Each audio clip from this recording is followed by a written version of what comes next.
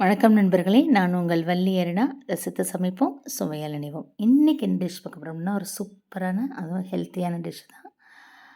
வாங்க எப்படி செய்யலான்னு பார்க்கலாம். நூடுல்ஸ் அப்படின்னாலே பசங்களுக்கு ரொம்ப பிடிக்கும். அதனால நம்ம இன்றைக்கி ரைஸ் நூடுல்ஸ் அதாவது ஹெல்த்தியாக செஞ்சு கொடுக்க போகிறோம். நீங்கள் ஆல் பர்ப்பஸ் மாவு அதாவது இடியப்ப மாவு வச்சுருப்பீங்க இல்லையா? நான் வந்து இன்றைக்கி லக்ஷ்மி இடியப்ப மாவு அப்படின்னு சொல்லிட்டு ஊர்லேருந்து வாங்கிட்டு வந்திருந்தேன். அந்த இடியப்ப மாவில் தான் சுடு தண்ணி வந்து ஊற்றி பிசைஞ்சு வச்சுருக்கேன். இந்த இடியப்பம் வந்து நல்லாயிருக்கும். ஊர்லேருந்து வாங்கிட்டு வந்திருந்தேன் அந்த மாவு. சுடு தண்ணி ஊற்றி பிசைஞ்சிட்டு நம்ம நார்மல் இடியப்ப சில் இல்லாமல் கொஞ்சம் ஹோல் வந்து இந்த மாதிரி பெருசாக இருக்குது பார்த்தீங்களா? அதில் வந்து இந்த நூடுல்ஸ் சைஸுக்கு அந்த சைஸில் வந்து நான் சில்லை வந்து போட்டிருக்கேன்.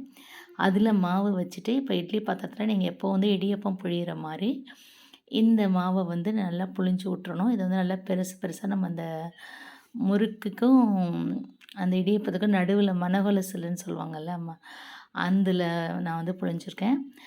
நல்லா சூப்பராக வந்து பாருங்கள். இந்த மாவு வந்து இடியப்பத்துக்கு ரொம்ப நல்லாயிருக்கும்.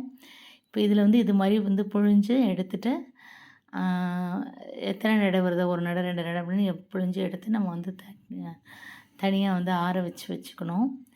இப்போ புழிஞ்சிட்டோம் ஒரு இடி இது மேலே புளிய வேண்டாம், கொஞ்சம் வேக லேட்டாகிடும். ஒரு நம்ம வந்து மூடி வச்சுட்டு வெந்ததுக்கப்புறம் அது நான் சுடு தண்ணி ஊற்றிருக்கனால உடனே வந்து வெந்துடும். இப்போ பாருங்கள் நான் தனியாக எடுத்துட்டேன். எப்படி நல்லா பஞ்சு பஞ்சாக இருக்குது பாருங்கள், சூப்பராக இருக்குது.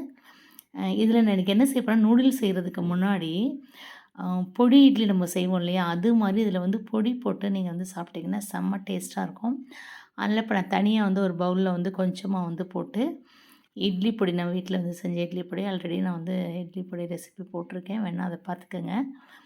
அதில் வந்து இன்றைக்கி ஒரு 2 ஸ்பூன் வந்து பொடி வந்து இதில் ஆட் பண்ணிக்கலாம். ஆட் பண்ணிவிட்டு நல்லெண்ணெய் பொடிக்கு வந்து நீங்கள் என்ன செய்வீங்க, நல்லெண்ணெய் நெய் பிடிக்கணும்னா நெய் வந்து போட்டுக்கலாம். நான் வந்து இன்றைக்கி எப்போவுமே இதே நல்லெண்ணெய் தான் நாங்கள் யூஸ் பண்ணுறது, சமைக்கிறதும் அதுதான். அதில் வந்து கொஞ்சம் ஒரு 2 ஸ்பூன் கிட்ட வந்து நான் வந்து விட்டுருக்கேன். விட்டுட்டு நல்லா நீங்கள் வந்து மிக்ஸ் பண்ணி விட்டுட்டிங்க அப்படின்னா டேஸ்ட் வந்து அல்டிமேட்டாக இருக்குங்க. நீங்கள் வந்து ட்ரை பண்ணி பார்த்துட்டு சொல்லுங்கள். இது வந்து தனியாக வச்சுட்டேன். இதுக்கப்புறம் என்ன பண்ணுறேன்னா, இன்னொரு ஈடு வந்து அங்கே அவிஞ்சிட்ருக்கு. அதையும் எடுத்து இது மாதிரி நம்ம வந்து கொட்டிட்டு வந்து ஆற வச்சதுக்கப்புறம் அதுக்கு வந்து கேரட்டு, கொடமிளகா, பீன்ஸு, இன்னும் கோஸ் வந்து நீங்கள் கோஸ் சேர்த்துக்கலாம்.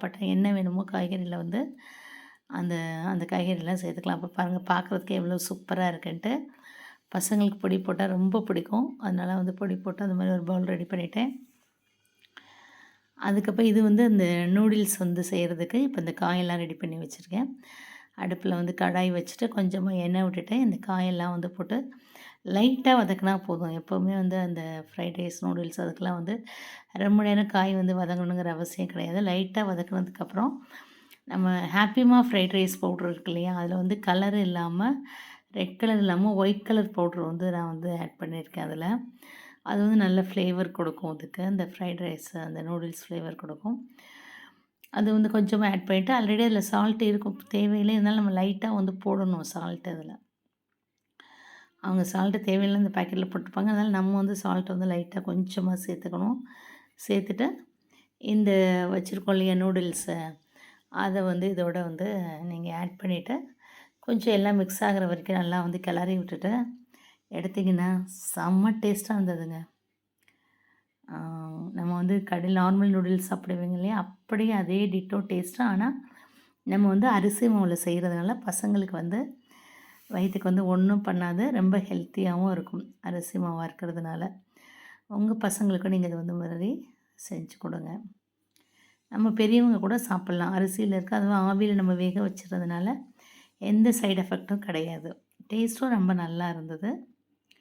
ட்ரை பண்ணி பாருங்கள். தேங்க்ஸ் ஃபார் வாட்சிங். தேங்க்யூ.